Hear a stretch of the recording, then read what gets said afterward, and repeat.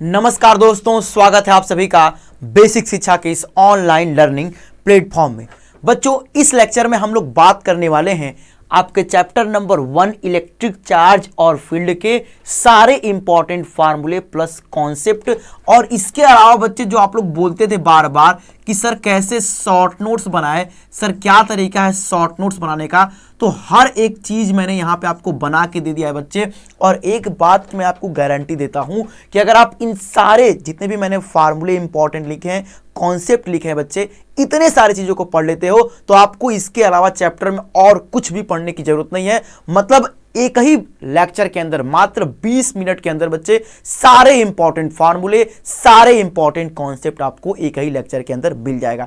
यहां से आप अच्छे तरीके से शॉर्ट नोट्स बना लीजिएगा और ये शॉर्ट नोट्स बच्चे आपके एग्जाम के टाइम रिवीजन के लिए बहुत ही ज्यादा यूजफुल साबित होंगे और बहुत ही ज्यादा आपके लिए इंपॉर्टेंट है बच्चे। आप देखिए, हर एक कॉन्सेप्ट मैंने इस चैप्टर के लिख दिया है, ठीक है। आप एक बार पढ़िए, फिर क्वेश्चन को सॉल्व करिए, आपसे हर एक क्वेश्चन बहुत आसानी से बच्चे बन जाएंगे। तो चलिए हम लोग एक एक करके बात करने वाले हैं। चलिए बच्चे, सबसे पहले बात करते हैं सर चार्ज के बारे में। तो चार्ज की यूनिट क्या होगी बच्चे? कूलाम होगी। स्मॉलेस्ट यूनिट ऑफ चार्ज क्या होती है सर? फ्रैंकलिन बोलते हैं, जिसको हम लोग ई का नाम बोलते हैं, ठीक है। और इसकी वैल्यू क्या होती है बच्चे? 1.6 गुणे 10⁻⁻19 कूलाम होती है सर, ठीक है। और लार्जेस्ट यूनिट ऑफ चार्ज क्या होती है बच्चे? लार्जेस्ट यूनिट ऑफ चार्ज क्या होती है बाबू? फैरड होती है। और एक फैरड बराबर क्या होता है? एक फैरड बराबर होता है सर कितना? 96,500 कूलाम। एक फैरड बराबर क्या होता है बाबू? एक फैरड बराबर 96,500 कूलाम होता है बच्चे, ठीक है। 96,500 कूलाम होता है। तो जितने भी इंपॉर्टेंट कॉन्सेप्ट फार्मूले सब आपको एक ही लेक्चर के अंदर मिल जाएगा। प्रॉपर्टी ऑफ चार्ज में क्या है? कंजर्वेशन प्रॉपर्टी है, क्वांटाइजेशन प्रॉपर्टी ऑफ चार्ज। ये इंपॉर्टेंट है कि सर चार्ज को हम फ्रैक्शन के रूप में नहीं तोड़ सकते हैं। किसी भी बॉडी पे जो चार्ज होगा वह सदैव ई के चार्ज का इंटीग्रल मल्टीपल होगा, ई के चार्ज का पूर्ण गुणज होगा। Q बराबर plus minus n e. N क्या है बच्चे? नंबर ऑफ इलेक्ट्रॉन है, जहां पे एन की वैल्यू 1 2 3 4 5 होगी बच्चे, ठीक है। तो चलिए आगे चलते हैं और आगे बात करेंगे अब हम लोग मेथड्स ऑफ चार्जिंग के ऊपर। मेथड्स ऑफ चार्जिंग में कौन सा है? कंडक्शन, इंडक्शन और फ्रिक्शन होती है, ठीक है। कंडक्शन, इंडक्शन और तीसरा बच्चे क्या है? तीसरा है बाबू क्या? By friction. खैर फ्रिक्शन तो उतना इंपॉर्टेंट है नहीं, यहां से कोई क्वेश्चन नहीं आता है। बस दो इंपॉर्टेंट है बच्चे, कौन कौन से? कंडक्शन और इंडक्शन। तो इन कंडक्शन और इंडक्शन में जो इंपॉर्टेंट बातें थी मैंने आपके लिए लिख दी हैं। कंडक्शन में क्या होता है सर? By direct contact. और इसमें कांटेक्ट कराने के बाद दोनों बॉडी पे बराबर बराबर चार्ज डिस्ट्रीब्यूट हो जाते हैं। ये क्वेश्चन जब आप सॉल्व करोगे तो बहुत इंपॉर्टेंट कॉन्सेप्ट आपके लिए बच्चे, ठीक है। बाई डायरेक्ट कॉन्टेक्ट, देखो कॉन्टेक्ट कराएंगे तो दोनों पर बराबर बराबर चार्ज सर क्या होंगे? डिस्ट्रीब्यूट हो जाएंगे। हर एक पेज के आप स्क्रीनशॉट लेकर के बच्चे शॉर्ट नोट्स बना लीजिएगा। मैं बहुत ही ज्यादा बार बार बोल रहा हूं कि ये सब शॉर्ट नोट्स ऐसे हैं बच्चे ना, बहुत ही मैंने हाथ से लिख करके एक एक करके बनाया बच्चे आपके लिए, कि आपको एग्जाम के टाइम में बहुत ही ज्यादा ये बेनिफिशियल साबित होने वाले हैं, बहुत ज्यादा आपके लिए इंपॉर्टेंट है बच्चे, ठीक है। बाई इंडक्शन में विदाउट कांटेक्ट होता है, ठीक है। पॉजिटिवली चार्ज अगर बॉडी को ला दी है, अगर ये न्यूट्रल बॉडी है तो एक समय के बाद सर क्या होगा? यहाँ पे फिनोमिना होगा, आप जानते हो सर। अगर ये पॉजिटिव बॉडी है तो यहाँ पे ये निगेटिव चार्ज हो जाएगा। अगर ये निगेटिवली चार्ज रहती है तो बॉडी जो भी होती है बच्चे वह पॉजिटिव चार्ज होती है। ये आपको पता है बच्चे, ठीक है। कि जैसे अगर देखो, अगर मैंने क्या लिया बच्चे, ठीक है, अगर मैंने इस न्यूट्रल बॉडी के कांटेक्ट में, इस न्यूट्रल बॉडी के कांटेक्ट में अगर पॉजिटिव चार्ज खुला दिया तो ये बॉडी कैसी हो जाएगी बच्चे, ठीक है। जब इंडक्शन के थ्रू चार्ज होगी तो इसके ऊपर नेगेटिव चार्ज आता है। और अगर यहीं पे नेगेटिवली चार्ज आउट रहता तो न्यूट्रल बॉडी कैसी होती है बच्चे? पॉजिटिवली चार्ज हो जाती है, ठीक है। और फ्रिक्शन तो उतना इंपॉर्टेंट है नहीं, ठीक है। अब सर हम लोग बात करते हैं कूलाम के नियम के ऊपर। कूलाम का नियम क्या है सर? कि अगर निर्वात में दो चार्ज Q1 और Q2 रखे गए हैं तो उनके ऊपर लगने वाले फोर्स का मान कितना होता है? F बराबर K। और यहाँ पे चार्ज का मैग्नीट्यूड लेते हैं बच्चे, ठीक है। F बराबर K Q1 Q2 अपॉन में R स्क्वायर, ठीक है। ध्यान सुनिएगा, चार्ज का मैग्नीट्यूड मतलब पॉजिटिव चार्ज हो चाहे नेगेटिव चार्ज हो, हमेशा आप यहाँ पे पॉजिटिव वैल्यू ही रखोगे, ठीक है। K Q1 Q2 अपॉन में R स्क्वायर, K की वैल्यू 1/4 एप्सिलॉन नॉट या 9 × 10⁻9 होती है। एप्सिलॉन 0 को क्या बोलते हैं बच्चे? Permittivity of free space. Epsilon 0 को क्या बोलते हैं? 8.86 × 10⁻12 कूलाम स्क्वायर पर न्यूटन इंटू मीटर स्क्वायर। तो इस तरह से फोर्स का फार्मूला क्या होगा? 1/4 epsilon not mod of Q1 Q2 upon में R स्क्वायर। मैं बार बार बोल रहा हूं बच्चे कि हर एक पेज का स्क्रीनशॉट लेकर के अपने से आप शॉर्ट नोट्स बना लीजिएगा, ठीक है। ये शॉर्ट नोट्स बहुत ज्यादा आपके लिए इंपॉर्टेंट है। एक एक करके मैंने हाथ से लिखे बच्चे, हाथ से पूरा कम से कम आधे आधे घंटे में मैंने लिखा है एक पॉइंट सोच करके, ठीक है। Vector form of Coulomb's law, ठीक है, देखो vector form of coulomb law की बात हो रही है, ठीक है, vector form of coulomb law बच्चे, ठीक है। अब देखो ये यूनिट वेक्टर बराबर क्या लिख सकते हो, वेक्टर अपॉन में वेक्टर का मैग्नीट्यूड, तो इस फार्मूले को ऐसे भी लिख सकते हो, ठीक है, 1 अपॉन में 4 pi epsilon not mod of Q1 Q2 upon में बच्चे क्या हो जाएगा, देखो ध्यान से यहाँ पे सुनिएगा, ठीक है, यहाँ पे क्या हो जाएगा बच्चे, यहाँ पे वेक्टर R21 को क्या लिख सकते हो, वेक्टर R21 को क्या लिख सकते हो बच्चे, R1 माइनस वेक्टर R2, ठीक है, का होल स्क्वायर, और इस यूनिट वेक्टर को क्या लिख सकते हो, वेक्टर अपॉन में वेक्टर का मैग्नीट्यूड, वेक्टर अपॉन में वेक्टर का मैग्नीट्यूड बच्चे, ठीक है। तो R1 माइनस R2 अपॉन में बच्चे इसी का क्या हो जाएगा, मैग्नीट्यूड हो जाएगा, R1 माइनस R2, ठीक है।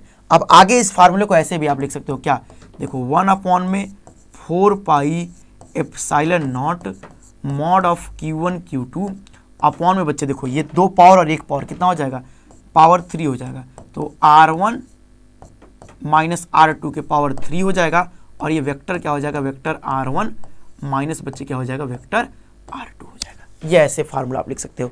उसी तरह से आप नीचे वाले को भी लिख सकते हो, देखो यूनिट वेक्टर बराबर क्या होता है सर, वेक्टर अपॉन में वेक्टर का मैग्नीट्यूड। अगर यहाँ पे R12 है तो वेक्टर R12 बटे वेक्टर R12 का मैग्नीट्यूड, ठीक है। अब R12 बराबर क्या लिख सकते हो, देखो जहाँ पे फाइनल पूछे हो 2 माइनस 1, ठीक है, वेक्टर R12 मतलब क्या होता है बच्चे, R2 माइनस R1 होगा, ठीक है, R2 माइनस R1 होगा बच्चे, ठीक है। F12 मतलब फोर्स ऑन 1 बिकॉज ऑफ 2, दूसरे के द्वारा फोर्स इधर से डिस्टेंस लेंगे, और अगर एक वाला उसके ऊपर फोर्स लगाएगा तो इधर लेंगे, फोर्स ऑन 2 बिकॉज ऑफ 1, एक वाला इसके ऊपर फोर्स लगाए तो F21, 2 वाला इसके ऊपर फोर्स लगाए तो F12, ठीक है। तो इस तरह से ये बहुत इंपॉर्टेंट वेक्टर, ठीक है, जितना भी एकदम मतलब वैरायटी टाइप के क्वेश्चन पूछ सकता है, हर एक चीज़ें मैंने इस vector form of Coulomb's law में आपके लिए लिख दिया है बच्चे। तो सारी चीज़ों को आप समझ करके एकदम अच्छे तरीके से याद कर लीजिएगा और कॉन्सेप्ट को क्लियर कर लीजिएगा, आपका vector form of Coulomb's law एकदम क्लियर हो जाएगा, ठीक है। जिस हिसाब से इसको लिखे हैं उस हिसाब से आप इसको भी लिख सकते हो बहुत आसान तरीके से। चलिए ठीक है बच्चे, चलिए आगे बात करते हैं बाबू इलेक्ट्रिक फील्ड के बारे में। तो इलेक्ट्रिक फील्ड ई बराबर क्या होता है सर, एफ अपॉन में क्यू नॉट, यूनिट क्या होगी बच्चे, न्यूटन पर कूलम होगा। Electric field due two point charge, अगर क्यू चार्ज है, आर डिस्टेंस पे पॉइंट पी है, तो इलेक्ट्रिक फील्ड क्या होगा बच्चे, 1 अपॉन में 4 pi epsilon naught q by r square, ठीक है। और electric field on the axis of charge ring, ठीक है, यूनिफॉर्मली चार्ज रिंग के एक्सिस पे इलेक्ट्रिक फील्ड क्या होगी, 1 अपॉन में 4 pi epsilon naught q x बटे आर क्यूब, और आर क्यूब की वैल्यू क्या है sir, r square plus x square के पावर 3/2 होगी बच्चे, ठीक है। और एक बात यहां से नोट करके अपने दिमाग में रखिएगा क्या, कि सर x बराबर प्लस माइनस a अपॉन √2 पर, ठीक है, x बराबर प्लस माइनस r अपॉन √2 पर सर इलेक्ट्रिक फील्ड क्या होती है, मैक्सिमम होती है। अगर पूछ देगा कि इस रिंग से कितने दूरी पर इलेक्ट्रिक फील्ड मैक्सिमम होगी, तो प्लस माइनस r अपॉन √2, मतलब चाहे आप इधर √2 जाए इतना दूरी, चाहे आप इधर जाए, दोनों जगह इलेक्ट्रिक फील्ड क्या होगा, मैक्सिमम से रिंग के दोनों तरफ, ठीक है।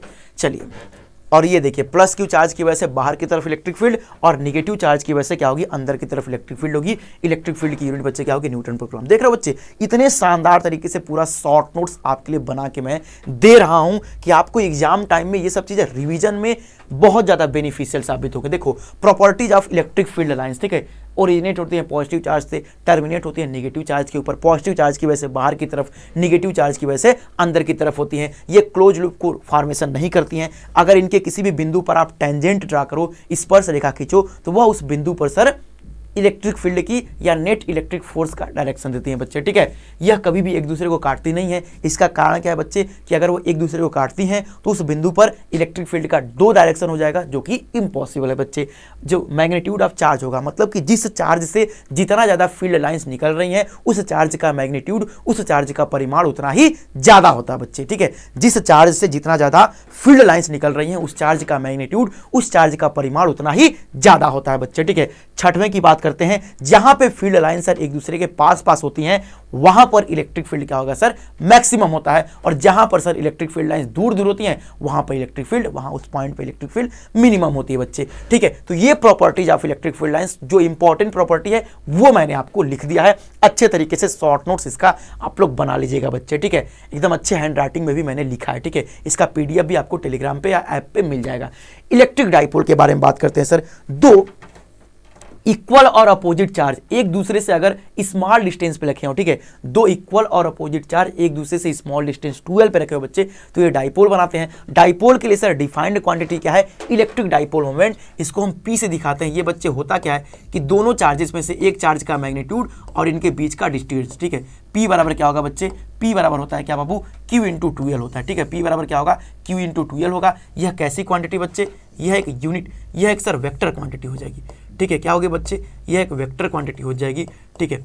अगर सर यह एक वेक्टर क्वांटिटी है तो डायरेक्शन क्या हो जाएगा सर, डायरेक्शन क्या हो जाएगा -Q से +Q की तरफ, ठीक है बच्चे, डायरेक्शन क्या हो जाएगा -Q टू +Q, ठीक है।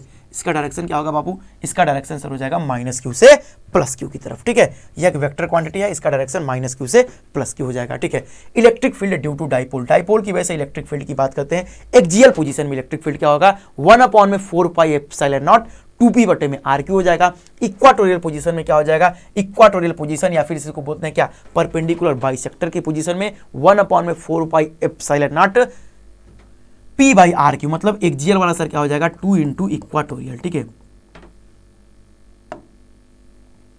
एक्सियल वाले की जो इलेक्ट्रिक फील्ड आएगी बच्चे, ठीक है, एक्सियल वाले की जो इलेक्ट्रिक फील्ड आएगी, ठीक है, एक्सियल वाले की जो इलेक्ट्रिक फील्ड आएगी इक्वाटोरियल की क्या हो जाएगी सर, इक्वाटोरियल वाले की दोगुनी हो जाएगी। इक्वाटोरियल की क्या हो जाएगी बच्चे, दोगुनी हो जाएगी। ये बात आप डबल हो जाएगी बच्चे, इस बात को आप समझिएगा। और एक बात यहाँ भी आप समझिएगा क्या, कि यहाँ पे सर नेट इलेक्ट्रिक फील्ड और इस डाइपोल मोमेंट P के बीच का जो यहाँ पे एंगल बनता है बच्चे, वह 180 डिग्री बनता है। मैंने आपको कई बार ये चीज़ दिखाया भी है, बताया भी है बच्चे, तो इस बात को भी यहाँ पे साइडर में खोपचे में आप नोट कर लीजिएगा, ठीक है, कि नेट इलेक्ट्रिक फील्ड और डाइपोल मोमेंट P के बीच का कोण सर कितना होगा, 180 डिग्री हो जाएगा। तो ये इलेक्ट्रिक डाइपोल के बारे में सारी चीज़ें हो गई बच्चे, ठीक है। चलिए आगे बात करते हैं torque on a dipole placed in uniform electric field, ठीक है। अगर किसी डाइपोल को मैं एक समान वैद्युत क्षेत्र के अंदर रखता हूं तो उसके ऊपर नेट फोर्स क्या लगती है बच्चे, 0 लगती है, ठीक है। नेट टार्क कितना लगता है सर, नेट टार्क लगता है बच्चे कितने का, PE sin थीटा का, PE sin थीटा का लगता है बच्चे, या इसी को हम वेक्टर रूप में लिखे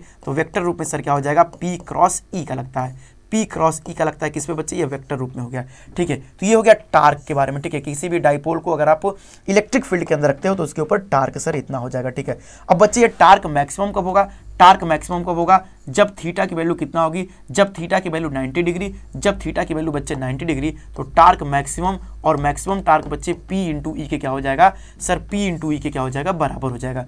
वह मैक्सिमम टार्क बच्चे क्या हो जाएगा, P इंटू ई के क्या हो जाएगा बाबू, P इंटू ई के बराबर हो जाएगा, P इंटू ई के क्या हो जाएगा बच्चे, बराबर हो जाएगा। अब मिनिमम टार्क कब होगा सर, मिनिमम टार्क कब होगा कि जब थीटा की वैल्यू कितना हो, 0 डिग्री हो, ठीक है, या थीटा की वैल्यू सर कितनी हो, 180 डिग्री हो, ठीक है। थीटा की वैल्यू या तो 0 डिग्री हो या तो 180 डिग्री हो, और टार्क मिनिमम की वैल्यू सर क्या होगी, 0 होगी, ठीक है। साइन 0 की वैल्यू 0 और साइन 180 की वैल्यू भी क्या होगी, 180। तो टार्क मैक्सिमम की वैल्यू P इंटू ई के बराबर जब परपेंडिकुलर रखा जाए तब बच्चे, ठीक है। तो ये हो गया टार्क के बारे में चीज जो इंपॉर्टेंट थी, मैंने बता दिया है। आगे चलते हैं सर, इलेक्ट्रिक फ्लक्स के बारे में बात करते हैं, ठीक है। इलेक्ट्रिक फ्लक्स होता है क्या सर, कि किसी भी सरफेस के परपेंडिकुलर जितनी फील्ड रेखाएं पास करती हैं उन्हीं की संख्या को फ्लक्स बोलते हैं। फ्लक्स बराबर E डॉट ए होगा, या फ्लक्स बराबर क्या होगा, EA कॉस थीटा। थीटा क्या है सर, इलेक्ट्रिक फील्ड और एरिया वेक्टर के बीच का एंगल है बच्चे। गॉस थ्योरम की बात करते हैं। गॉस थ्योरम क्या कहता है सर, गॉस थ्योरम कहता है कि जो टोटल फ्लक्स होगा, ठीक है, वह उस गॉसियन सरफेस के अंदर कुल चार्ज का, गॉसियन सरफेस के अंदर कुल चार्ज का एप्सिलॉन नॉट गुना होता है, या इसको ऐसे लिखें, ठीक है, तो close surface integral of E dot A, surface integral है तो यहाँ पे यस डाल दीजिए, E डॉट dA बराबर, ठीक है, उसके अंदर, ठीक है, उस गॉसियन सरफेस के अंदर, गॉसियन सरफेस के अंदर कुल चार्ज का एप्सिलॉन नॉट गुना होता है, ठीक है। गॉसियन सरफेस के अंदर कुल चार्ज का एप्सिलॉन नॉट गुना होता है बच्चे, ठीक है। तो ये हो गया क्या, गॉस थ्योरम हो गया बच्चे, ठीक है, गॉस थ्योरम हो गया। उस गॉसियन सरफेस के अंदर कुल चार्ज का एप्सिलॉन नॉट गुना होता है, ठीक है। और एक बात और भी यहाँ पे जान जाइए क्या, कि यहाँ पे जो फ्लक्स इनलेट होता है, ठीक है, जो फ्लक्स इनलेट होता है मतलब जो अंदर की तरफ फील्ड लाइन जाती है तो फ्लक्स नेगेटिव बनता है। और अगर बच्चे अगर आपकी फील्ड लाइंस बाहर की तरफ निकल रही हो तो फ्लक्स कैसा बनता है सर, पॉजिटिव बनता है, ठीक है। कैसा बनता है बच्चे, पॉजिटिव बनता है। तो फ्लक्स इनलेट नेगेटिव और फ्लक्स आउटलेट कैसा बनता है बच्चे, फ्लक्स आउटलेट सर पॉजिटिव बनता है। तो ये हो गया गॉस थ्योरम के बारे में, ठीक है। आगे चलते हैं बच्चे, और गॉस थ्योरम के एप्लीकेशन के बारे में बात करते हैं। इसका पहला एप्लीकेशन क्या है सर, ठीक है, electric field due to infinite length of wire, ठीक है, अनंत लंबाई के तार के कारण वैद्युत क्षेत्र सर कितना होगा, आर डिस्टेंस पे, ठीक है, ये मान लीजिए अनंत लंबाई का वायर है, ठीक है बच्चे, अनंत लंबाई का बच्चे क्या है यहाँ पे वायर है, और इससे अगर मैं आर डिस्टेंस पे पॉइंट पी लूं तो इस पॉइंट पी पर सर इलेक्ट्रिक फील्ड कितना होगा, लैम्डा अपॉन में 2 pi epsilon naught r. Lambda क्या है बच्चे, लीनियर चार्ज डेंसिटी है, ठीक है, क्योंकि अनंत लंबाई का इनफाइनाइट लेंथ का है तो इसके प्रति एकांक लंबाई में आवेश की मात्रा क्या है, पर यूनिट लेंथ में अमाउंट ऑफ चार्ज क्या, उसको लैम्डा बोलते हैं। Lambda equal to q by l होता है, ठीक है, पर यूनिट लेंथ में अमाउंट ऑफ चार्ज है, इक्वल टू लैम्डा अपॉन में 2 पाई एप्सिलॉन नॉट आर होती है। इलेक्ट्रिक फील्ड सर आर के इनवर्सली प्रोपोर्शनल होती है, आर बढ़ेगा तो इलेक्ट्रिक फील्ड घटेगी sir. Electric field due to plane sheet of charge, ठीक है, प्लेन सीट ऑफ चार्ज की वजह से इलेक्ट्रिक फील्ड क्या होगा बच्चे, सिग्मा अपॉन में 2 पाई एप्सिलॉन नॉट होती है, ठीक है, सिग्मा अपॉन में 2 पाई एप्सिलॉन नॉट, ठीक है, ठीक है, सिग्मा अपॉन में 2 एप्सिलॉन नॉट हो जाएगी, ठीक है। यह सर जो इलेक्ट्रिक फील्ड होगी वह डिस्टेंस पर डिपेंड नहीं करती है बच्चे, डिस्टेंस पर डिपेंड नहीं करती है, मतलब डिस्टेंस बढ़ाओ चाहे घटाओ, इलेक्ट्रिक फील्ड जो होगी वह इंडिपेंडेंट रहेगी। देख रहे हो डिस्टेंस बढ़ रहा है लेकिन इलेक्ट्रिक फील्ड क्या है सर, कांस्टेंट ही है, देख रहे हो इलेक्ट्रिक फील्ड सर वही है बच्चे। तो यहाँ पर प्लेन सीट ऑफ चार्ज की वजह से जो वैद्युत क्षेत्र बनती है, जो इलेक्ट्रिक फील्ड बनती है बच्चे, वह डिस्टेंस के ऊपर डिपेंड नहीं करती है, और सिग्मा को बोलते हैं सरफेस चार्ज डेंसिटी, सिग्मा बराबर होता है क्यू बाई ए होता है। आगे चलते हैं, ठीक है, electric field due to hollow conducting, non conducting and solid conducting sphere, या इसी को बोलते हैं स्फेरिकल सेल, ठीक है। बाहर क्या होगा sir, 1/4 pi epsilon naught q by r square, surface पे ये, अंदर इलेक्ट्रिक फील्ड 0, ये इसका ग्राफ है, अंदर 0 फिर बाहर 1/r स्क्वायर से घट रही है, ठीक है। देखना इसमें अगर आप चार्ज दोगे बच्चे तो चार्ज क्या होगा सर, इसके पूरे सरफेस पे क्या हो जाएगा, डिस्ट्रीब्यूट हो जाएगा, पूरे इसके सरफेस पे बच्चे क्या होगा, डिस्ट्रीब्यूट होगा, ठीक है। तो ये आउटसाइड होगा, ये सरफेस हो गया बच्चा, और ये इसके अंदर हो गया। आगे चलते हैं sir, electric field due to solid non conducting spheres, ठीक है, सॉलिड नॉन कंडक्टिंग स्फीयर्स की वजह से, ठीक है। तो अगर सॉलिड नॉन कंडक्टिंग स्फीयर है, इसमें अगर आप चार्ज दोगे बच्चे तो यह इसके पूरे वैल्यूम में आ जाता है, ठीक है, इसके पूरे वैल्यूम में मतलब पूरे इसके अंदर आ जाता है चार्ज, ठीक है। तो आउटसाइड क्या होगा, वही होगा 1/4 pi epsilon naught q by r square, at surface small r बराबर कैपिटल आर, मतलब 1/4 pi epsilon naught q by r square, और इन साइड में क्या होगा sir, electric field directly proportional r है, ये इसका क्या हो जाएगा बच्चे, ग्राफ बन जाएगा, ई डायरेक्टली प्रोपोर्शनल आर, और बाहर सर 1/r स्क्वायर से डिक्रीज कर रहे थे, ये अंदर हो गया, ये सर क्या हो गया यहाँ पे बाहर हो गया इलेक्ट्रिक फील्ड, ये इसका ग्राफ है सर, ये इंपॉर्टेंट है बात है, ठीक है। ग्राफ ही सर यहाँ पे इंपॉर्टेंट है, दोनों ग्राफ बच्चे इंपॉर्टेंट है, ग्राफ को अच्छे तरीके से आप क्या कर लीजिएगा, समझ लीजिएगा बच्चे, ठीक है। चलिए आगे चलते हैं बच्चे, और आगे लास्ट बात करते हैं डिस्ट्रीब्यूशन ऑफ चार्ज के बारे में, ठीक है। डिस्ट्रीब्यूशन ऑफ चार्ज में 3 प्रकार के चार्ज का डिस्ट्रीब्यूशन पढ़ना है, ठीक है। लैम्डा लीनियर चार्ज डेंसिटी, अगर कहीं पे चार्ज सर पूरे लेंथ में डिस्ट्रीब्यूट हो तो वहां पे लैम्डा आता है, मैंने बताया था, अगर चार्ज सर पूरे लेंथ में डिस्ट्रीब्यूट हो तो lambda equal to q by l, ठीक है, पर यूनिट लेंथ में अमाउंट ऑफ चार्ज है बच्चे। सरफेस चार्ज डेंसिटी, ठीक है, इसके लिए आता है क्या, सरफेस चार्ज डिस्ट्रीब्यूशन, इसके लिए क्या आता है बच्चे, सरफेस चार्ज डेंसिटी आता है, सरफेस चार्ज डेंसिटी आता है बच्चे, ठीक है, सरफेस चार्ज डेंसिटी जिसको बोलते हैं सिग्मा, सिग्मा बराबर क्या होता है sir, Q by A, unit क्या होगा, कूलाम पर मीटर स्क्वायर, मतलब एकांक सरफेस में चार्ज का अमाउंट सर, ठीक है, amount of charge in per unit area बच्चे, ठीक है। Q by A volume charge density, sigma अगर चार्ज पूरे वैल्यूम में डिस्ट्रीब्यूट हो तो वहां पे सिग्मा आता है बच्चे, ठीक है, पर यूनिट वैल्यूम में अमाउंट ऑफ चार्ज, ठीक है, कूलाम पर मीटर क्यू, कूलाम पर मीटर स्क्वायर, ठीक है बच्चे। तो ये लैम्डा सिग्मा रो की बात हो गया, ठीक है।